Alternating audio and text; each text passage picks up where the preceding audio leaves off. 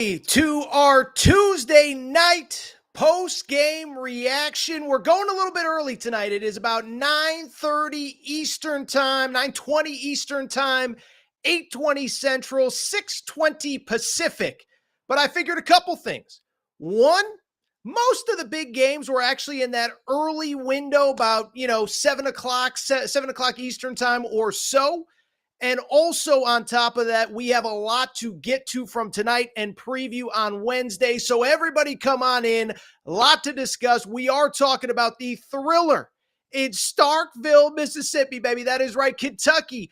A week after they essentially got beat at the buzzer, guess what happened on Tuesday night, as they take care of business against the Mississippi State Bulldogs. 91-89 is the final score. So come on in. We're going to talk about it. There is an awful lot to react to.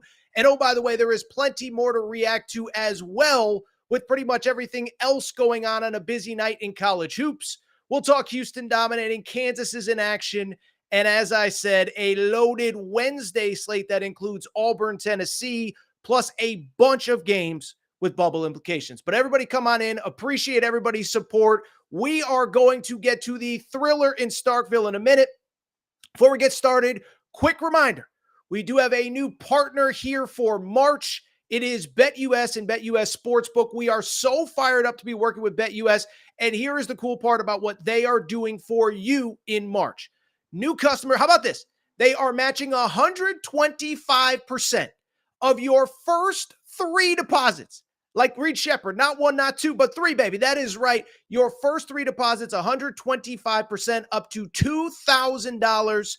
We appreciate BetUS and their support. The link is in the show description. So if you want to support your boy Torres, go ahead, click that link, sign up, tell them Torres sent you.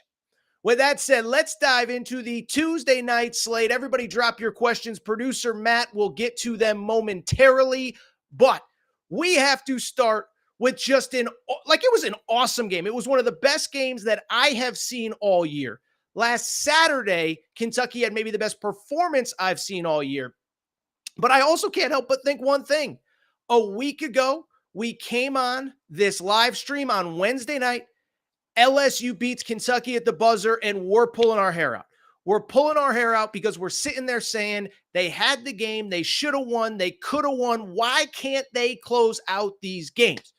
What I will also say is that going into Alabama, I said that I believe that Kentucky had finally figured out that you have to play a full 40 minutes every single time you show up, or you are not going to win in the SEC. So after they beat Bama, your boy Torres had all the confidence in the world. And of course, like an idiot, I didn't back it up by picking Kentucky tonight. Mississippi State, the under was actually my best bet in this game. But I bring it up because credit Kentucky. They go on the road. Listen, this is one of the wildest games that you are ever going to see. The final score was 91-89. But just think about the swings in this game. Mississippi State was up by 9 at the half. They were up by 8 at the half. They get up by as much as 12. Kentucky comes all the way back. Kentucky has an 8-point lead with a minute to go. I just want to make sure that I have this right. Kentucky with 58 seconds to go. They were up by 7 points. They were up by 8 points. I was right. 83-75. They completely blow it. Turnovers, dumb fouls, whatever, but they find a way to win. And why did they find a way to win? Because on Tuesday night, Reed Sheppard had one of the single best performances that we've seen in college basketball all year this season, okay? So Reed Sheppard has been great all year. He does a little bit of everything. He's one of the best three-point shooters in college basketball. He's great with the ball in his hands, great distributor, great passer, gets others involved, whatever. But there's nothing else to say other than that not only did he take over this game, but from the Kentucky perspective early in the game, I thought he actually helped carry them when they were struggling in the first half. Justin Edwards was not as good as he was a few nights ago, that's safe to say. Antonio Reeves got hot late, but struggled early. Well, what ends up happening, Reed Sheppard in the first half of the game makes a couple threes, keeps him in the game. Chris Jans tells Marty Smith at halftime, we worried about him all week long in the scouting report. We were terrified. And yet, despite it, we didn't do what we needed to do to stop him in the first half. So Reed Sheppard probably keeps him in the first half. Josh Hubbard goes wild to start the second half. Kentucky finally starts to make stops on defense.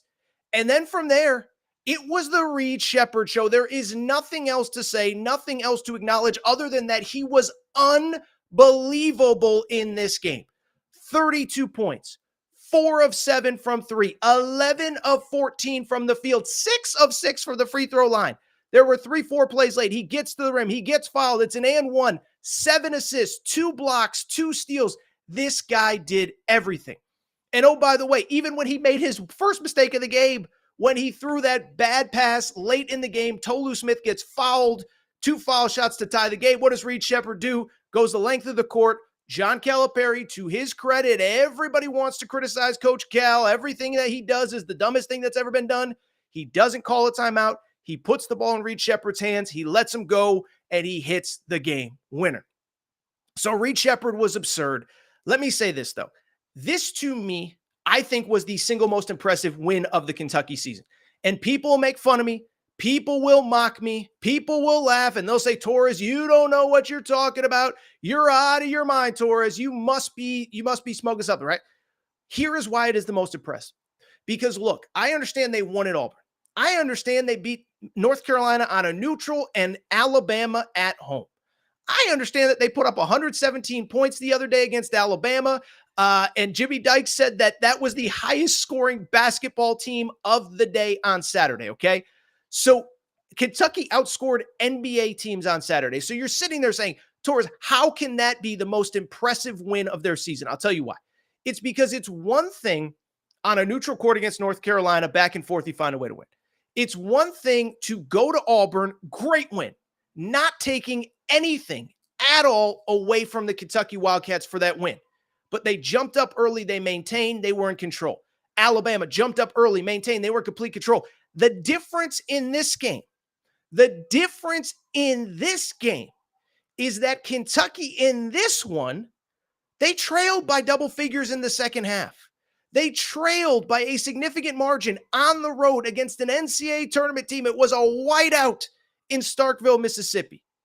And they did everything offensively and defensively to get this win. To their credit, what did they do?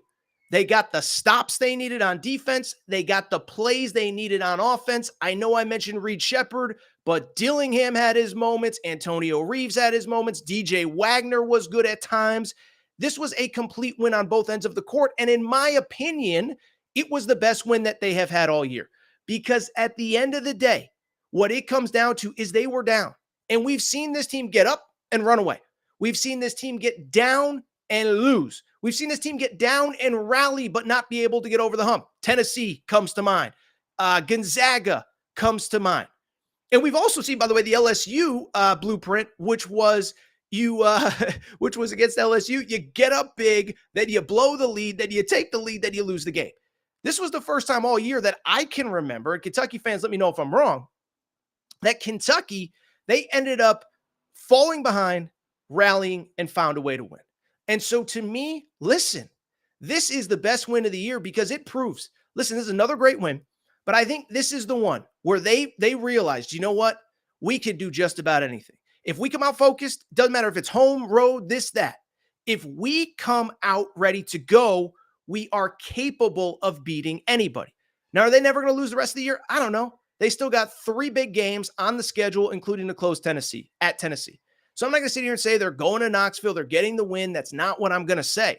But what I will say is, man, that is such a big win. And I don't know how you can't feel great if you're a Kentucky Wildcat fan. Because that was the type of game. Let's be honest. It's not just this year. It's the last couple years. You're up, you're down, you're this, you're that. You find a way to get close, but you can't quite get over the hump. And now you can. And what would scare me, and I heard Jimmy Dykes and Carl Ravitch talking about it during the game, is that Carl Ravitch said, UConn last year, they weren't great. Kentucky's actually eerily similar. UConn dominated the early part of non-league play. Dominated. UConn went 11-0. Kentucky went whatever. I think 12-1, 12-2, something like that. Then They struggled in the early part of it. Big East play. This is UConn.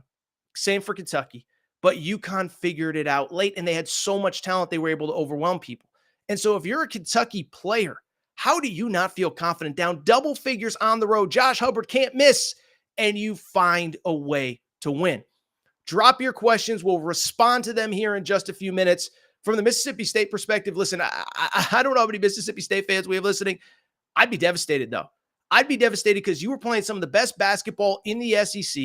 You were on a 6-game win streak. Now, admittedly, it was against the bottom of the SEC. Win over Missouri, win over LSU, win over Arkansas, which is struggling, although they're playing better of late, win over Georgia.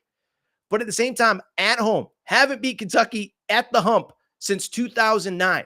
You had them on the ropes. You couldn't get a win. I'll say this for Mississippi State. When you look at them in the big picture, listen, I think this game, by the way, one last thing on Kentucky, then I'll get back to Mississippi State, okay?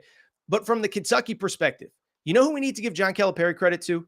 Let's go ahead and give John Calipari credit for what happened in this game. Because the thing about Calipari that no one ever wants to give him credit for, ever, is in-game adjustments. He stinks. He's not good. He's this, he's that, he's whatever. He was awesome on Tuesday night, okay? Wasn't great early, but what did we all watch the game? First half, Mississippi State, paint touches, can't stop them, whatever. Second half, Kentucky completely shut it off. Kentucky crashed the boards. Kentucky got rebounds. He found the right lineups. He did enough to win, but Reed Sheppard up. Listen, I've been critical of Cal. Everybody in the media has been critical of Cal, but you have to give him credit for that win. As I said with Mississippi State, I think you got to be crushed. The other thing with Mississippi State, I'll say this, is that I do think they're a different team since Josh Hubbard got going. My concern with them is what we saw, is that when Josh Hubbard ain't cooking, remember Russell Wilson, they used to say, let Russ cook. When you don't let Josh Hubbard cook, they go through big-time scoring spells. And so they're an interesting team. I think they're trending as like a 7-seed type team towards the NCAA tournament.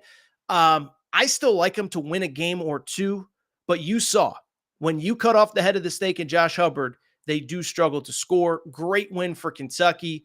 Man, oh man, oh man. If you're Mississippi State, you got to be devastated. Mississippi State, by the way, the schedule does not get easier. At Auburn on Saturday. You also have at A&M, who is reeling, and South Carolina close the season. Kentucky, by the way, Kentucky is against Arkansas and Vandy at home. So Kentucky can go on a nice little run here. They've won 2 in a row coming into this one, and 4 of their last 5 overall. They have Arkansas and Vandy at home. Tell you what, producer Matt, before we get to some of the other games, I've seen the queue is hopping right now. Do you have any questions or comments that we can get to that are interesting or good? Because I think there's a lot of reaction to this Kentucky, essentially a buzzer beater. Then we'll get to some of the other games. And we have an insane game on Wednesday that we need to preview, Auburn at Tennessee. Let's see here. I got my thing up here. I really like Aaron Torres, says Trey Wallace. Trey Wallace is the man. Outkick. Make sure to follow him, read him. Trey's as good of a reporter as there is. Adden says, finally won a tough game. 0 lies told. Listen, that's why it's so impressive. It's one thing to beat a really good team when you jump on them and they don't know what's coming and you're not quite ready. It's another thing to be down by 12, go all the way up by 8, completely blow it, and still find a way to win. Great win for Kentucky. Let's keep it going. Anyone who thinks Kentucky isn't a Final Four threat is delusional. Listen, first of all, I think it says kill a deer right there. So I don't know if we got a hunting aficionado that's sending in these questions. I don't know if you're in the hunt. What do they call it? Not the hunting bay, the hunting shack. I don't know, whatever. Anyway, I agree. Listen, that team could score on Mississippi State's like a top 10 field goal percentage defense team. They put up 91 points and got the win.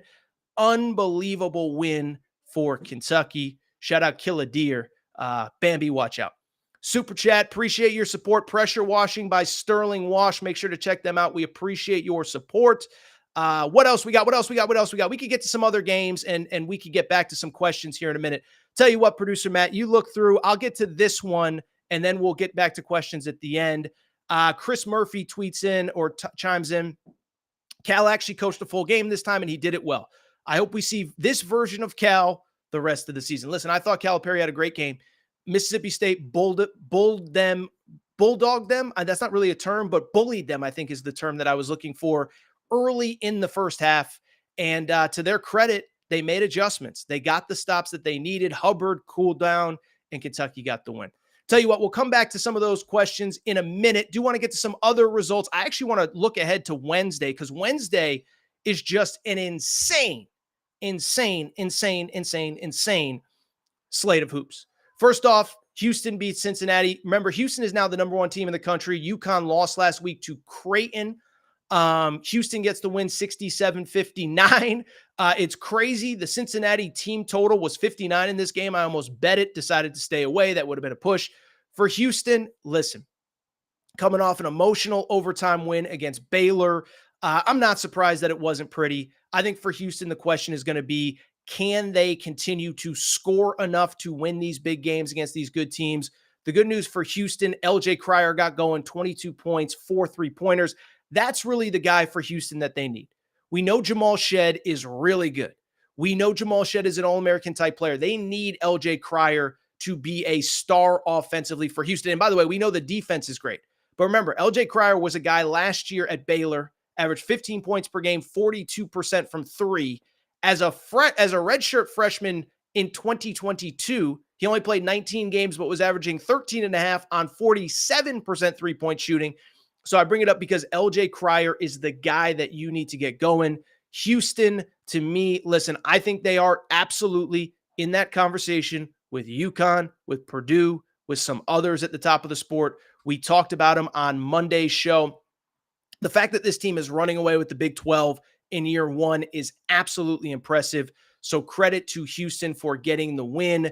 That is now their 6th straight win, and it is their 12th in 13 games. Only loss since mid-January is at Kansas. So credit to Houston. Listen, I like them a lot. They just need to consistently be able to get the job done on the offensive end of the floor. Really quickly, keeping you updated on one of the late games that is not really final. We'll keep you updated on Kansas versus BYU. For Kansas, there is no Kevin McCullough. And listen, I'll tell you this. If Kansas ends up losing this game, I'm not going to freak out. Because 1, I just don't think Kansas is that good this year. But 2, they're definitely not that good when Kevin McCullough doesn't play. They're a team that struggles offensively. They don't shoot the ball well. They don't really have a guy that can create offense at all. So you're playing a BYU team that's one of the top 3-point shooting teams in all of college basketball. I'm not surprised that it's a 1-possession game with 10 minutes to go. Kansas at this point, I think what they need to worry about is getting healthy. Don't worry about the regular season.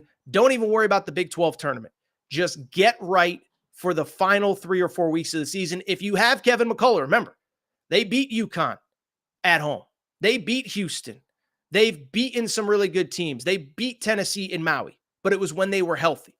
So Kansas has to get right, have to get some wins. Really quickly, let's look ahead to what should be a really fun slate on Wednesday, and then we will get back to some questions before we get out of here. Really fun chat, really lively chat. Really appreciate everybody's support in this one. I do want to get to some Wednesday games. By the way, full episode of the Aaron Torres pod will be available on Wednesday. We'll have this reaction. We'll have some Bronny James stuff. You know, Torres had a lot to say on Bronny James. But let's go ahead and dive into the Wednesday slate. We'll answer your questions. We'll get out of here. Appreciate everybody's support.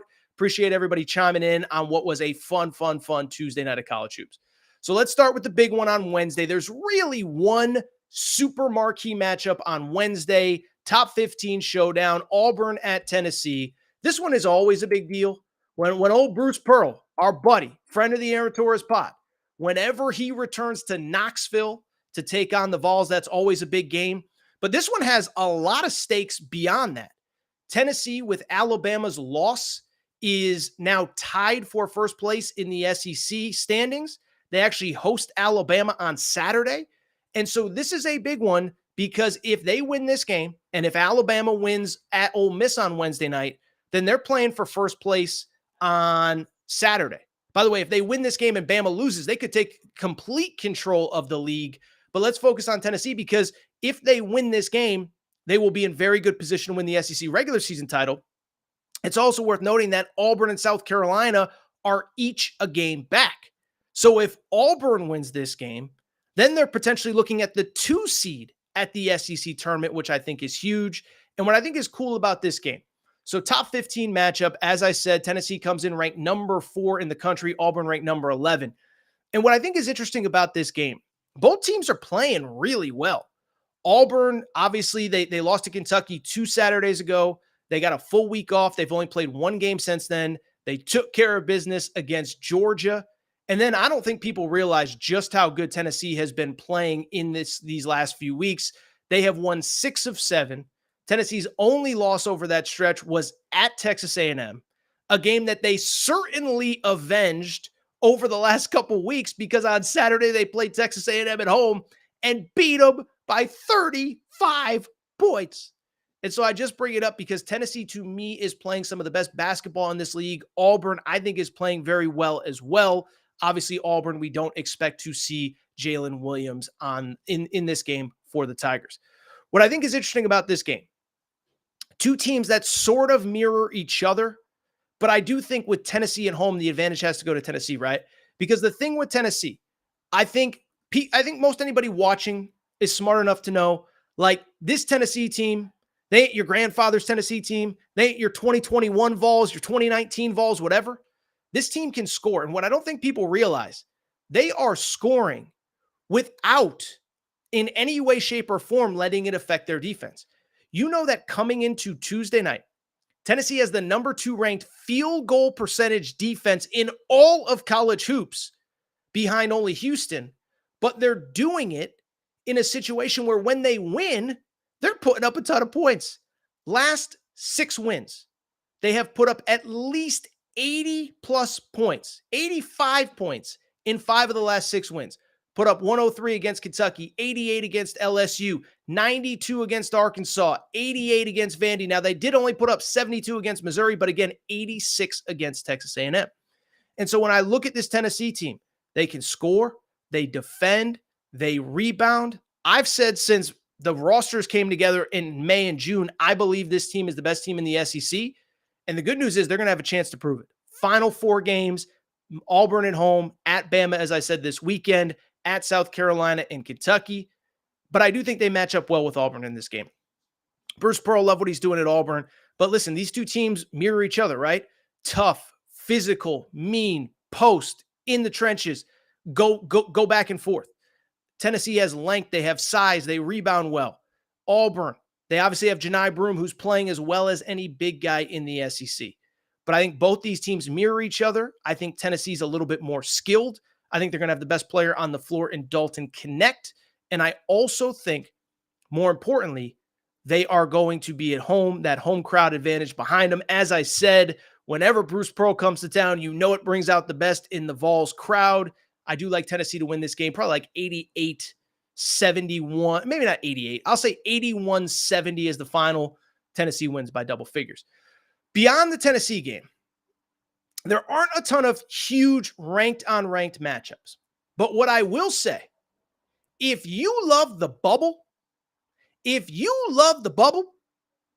Wednesday night is for you.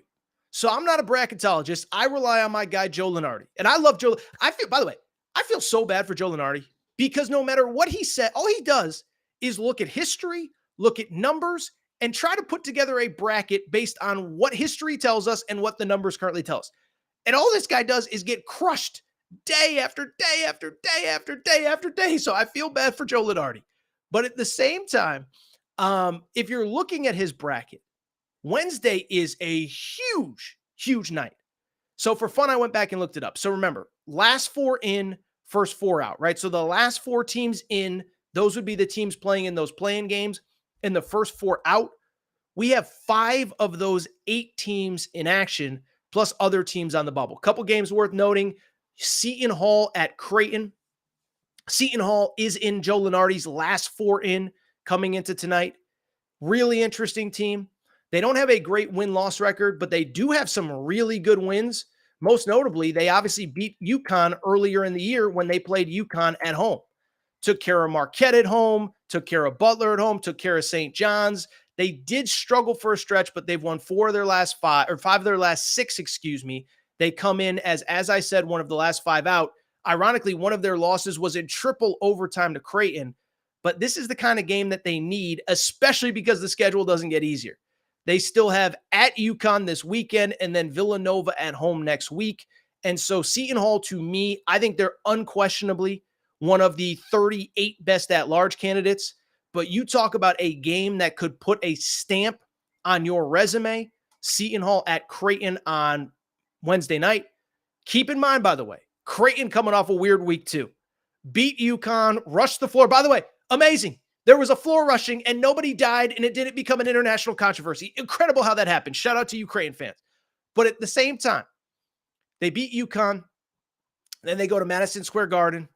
Big Rick energy. Rick Pitino, our guy, takes care of business in the all-white suit. And St. John's gets the win. So Creighton obviously needs a win here. Creighton is trying to get one of those top 4 seeds at the Big East tournament when they would have a double bye into the quarterfinals. Let's keep it going. I guess it would be a single bye into the quarterfinals. But the other bubble games of note. So we talked Seton Hall, Creighton. It is worth noting a couple other ones in the Big East. Providence at Marquette. Providence, like Seton Hall, is one of Joe Lunardi's last 4 in. Now, I think Providence, Kim English is a young guy. He had only been coaching for about 2 or 3 years at George Mason. I was questionable of the hire. I think he is doing just an absolutely unbelievable job this year. Remember, Bryce Hopkins, the Kentucky transfer, they lost him early in the year. They have rallied, quietly sit at overall, the Providence College record is 18-9 overall, 9-7 in the Big East. And I think it's worth noting they've won 4 of their last 5. They're playing at Marquette. This is probably a game where I don't think anybody expects them to win. My guess is they're pretty close to a double-figure favorite. Obviously, if they win this game, I think it just about clinches a ticket for them. But if they don't, they're still going to have their opportunities. Villanova at home next week. They close the season with UConn at home on March 9th. So we'll see what happens there. Providence could really use a win, but I wouldn't expect them to get it. By the way, one more Big East game that you absolutely must be monitoring on Wednesday. My boy, I just told you about him, Big Rick Energy, Rick Pitino, back from the dead. They were off the bubble. He was calling his players slow and unathletic and fat and weak and all that stuff. Well, they've won 2 in a row. They beat Xavier. I think they beat Xavier. They beat Creighton this weekend. Well, they got a big one at Butler. Butler currently one of Joe Lunardi's next 4 out. So basically one of the top 8 teams not currently in the field. St. John's is probably on the outside of that. Well, you know what you can do, St. John's, to get yourself back on the bubble. Win this game at Butler, 8:30 Eastern tip-off, 7:30 Central. Butler, as I said, they are one of those next 4 out. So Butler themselves desperately needs a win. They're sitting at 16-12 overall, 7-10 in the Big East. They are going in the wrong direction. 4 straight losses, but all of them to pretty good teams. Marquette at home, Creighton at home, at Villanova, at Seton Hall. So this is a game.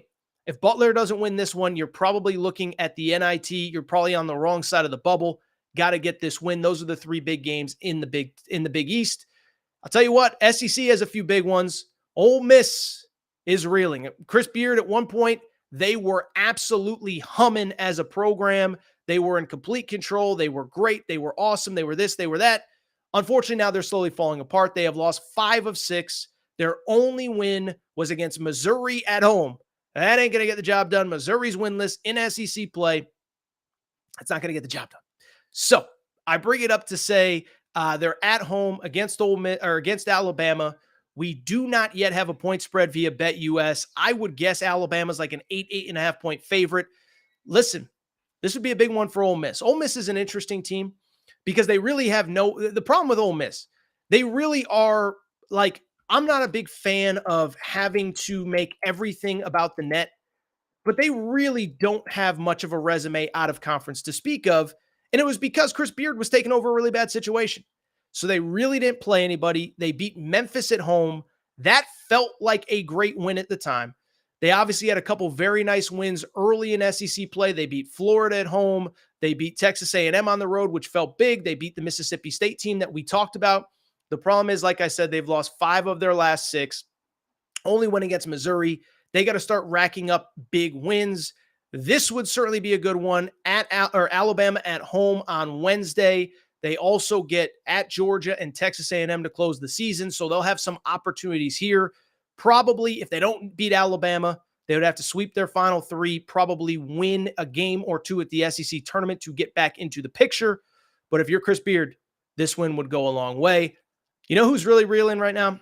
We just talked about them. They play on Wednesday night as well. Texas A&M, 5:30 Central Time, or 5:30 Pacific, 8:30 Eastern, 7:30 Central in beautiful College Station, Texas.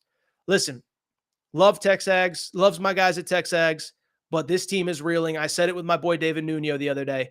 So this team is not very good right now. Most confusing team in college basketball. 4 straight losses, including at Vandy, got swept by Arkansas, and then the 35-point loss to Tennessee at Tennessee. Listen, Tennessee's really good. I would counter it by saying you should never lose by 35 if you're Texas A&M. Veteran team. Buzz Williams has been there. They shouldn't be that bad, but they are right now. But they are, and so Texas A&M desperately needs a win against South Carolina. South Carolina comfortably in the field of 68. Texas A&M, according to Joe Lunardi, was one of the first 4 out.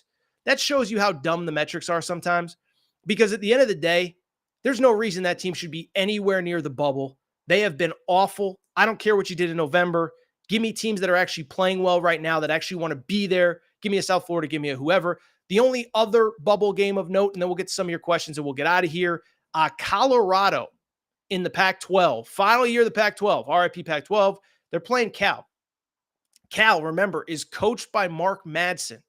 They're actually playing pretty well. 3 straight wins for Cal, 5 of 6 over the last couple games. They just beat Oregon at home. Colorado 3-4 in their last 7. They kind of need this win to get into the tournament picture. The Pac-12 limping to the finish line in its final year. Could get as few as 2 teams into the field. I think they'll get 3, maybe 4, but it could be as few as 2 outside of Arizona and Washington State. Nobody else really standing out. Whew.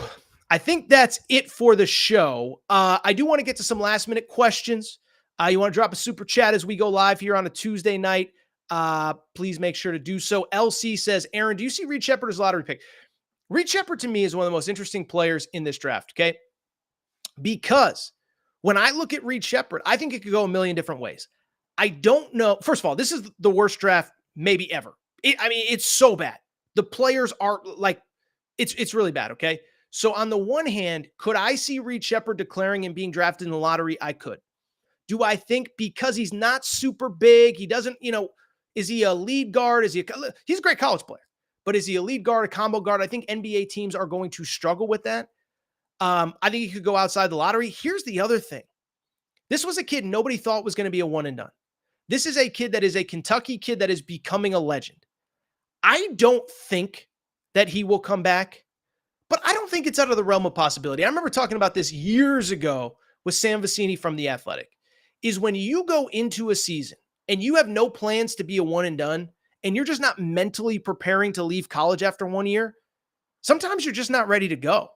And I think now in the NIL world, where Reed Sheppard will clear 7 figures if he comes back to college. Every time I look up, Reed Sheppard is in some sort of NIL promotion, as he should be. That's what NIL is for. Like, I could see the scenario where he decides to come back for a sophomore year. I wouldn't bet on it. I would guess it's probably, whatever. I'm not going to put a percentage on it.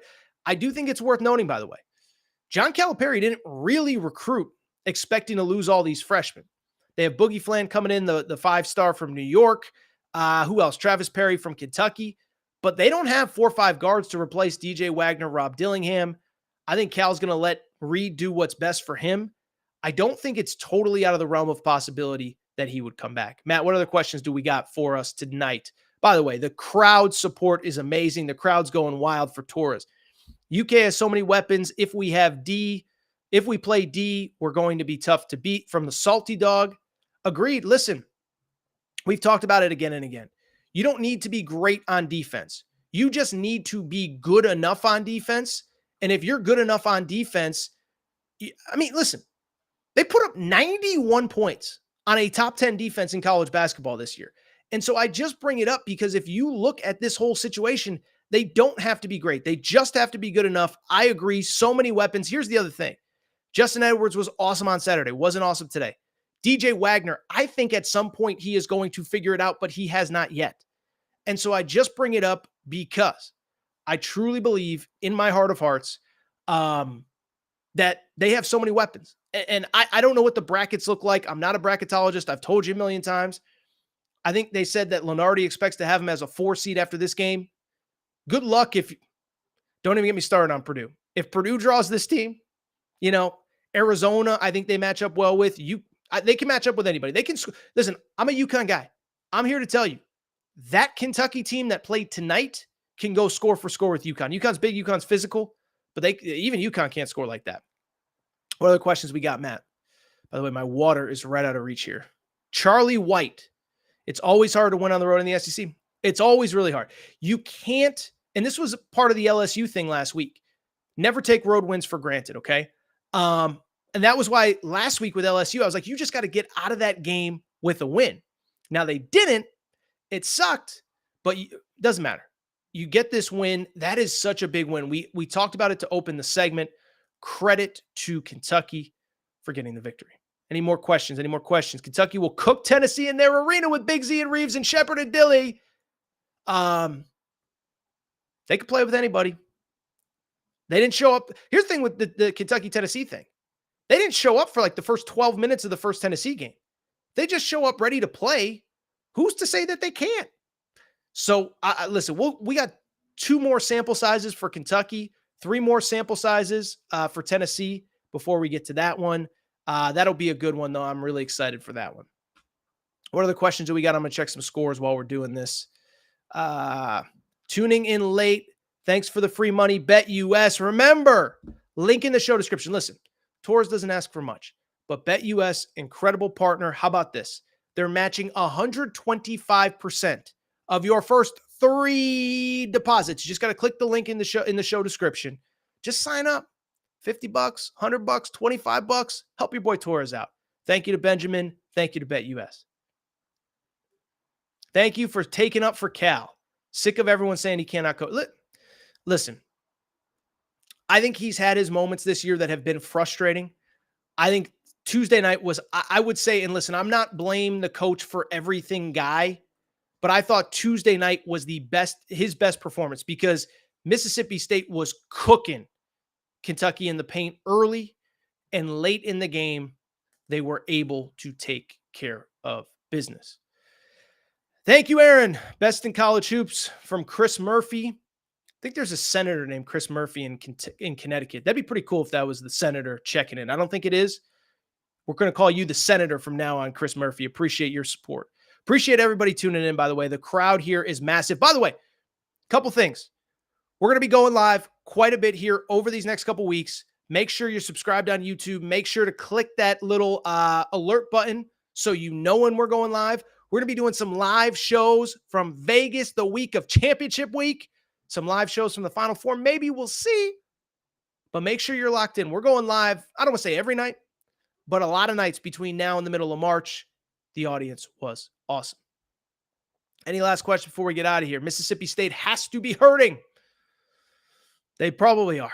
That was a tough one. That was definitely a tough one.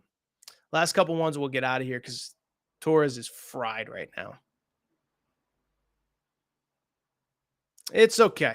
All right, I'll tell you what, people. Appreciate everybody's support. The number of viewers has been absolutely incredible. But I think that's all for tonight's show. Couple things, by the way. If you're not subscribed on YouTube, as I just said, make sure to click that subscribe button. If you're not subscribed on Apple, Spotify, Amazon Music, Google Music, make sure to do that. By the way, do your boy a favor. Subscribe here. Also, subscribe on Apple or Spotify. Download every podcast. All the numbers count. Got to keep all the advertisers happy. Got to keep the bills on. Got to get paid. We're building a studio behind me at some point, but I can't do it without your support. So thank you for your support. Make sure you're subscribed. Rate and review the show. You want to do another solid? Had a lot of Purdue fans go on to Apple Podcasts and put a lot of negative reviews. That's okay. We fight them. We'll fight back. Charlie White says, I appreciate you, Torres. I appreciate you, Charlie White. So make sure to subscribe. Apple, Spotify, Amazon Music, Google Music, wherever you listen to podcasts, make sure to subscribe. Also, make sure to rate and review the show. Quick 5 stars. Make sure you're following on social media at Aaron_Torres on Twitter, at Aaron Torres Pod on Instagram, Aaron Torres Podcast Questions at gmail.com if you have any questions for the show. TikTok, I've been slacking a little bit, but Aaron Torres Pod on TikTok as well. That's all for today's show. I'm going to get out of here. It's about 10:15 Eastern time. By the way, do we have a final in Kansas with Kansas? Kansas about to lose at home to BYU. How about those Mormons? Okay. All right. Listen, you know my spiel on Kansas. I have no strong takes. I just think that, to me, there's nothing else to say. They're not very good without Kevin McCullough, but Kansas about to fall to BYU. That's all for today's show. I will be back. Make sure to download the podcast. We'll have this plus some extra stuff on Wednesday morning, Bronny James, et cetera, et cetera. But I'm going to get out of here. Subscribe, rate, review. Appreciate everybody's support.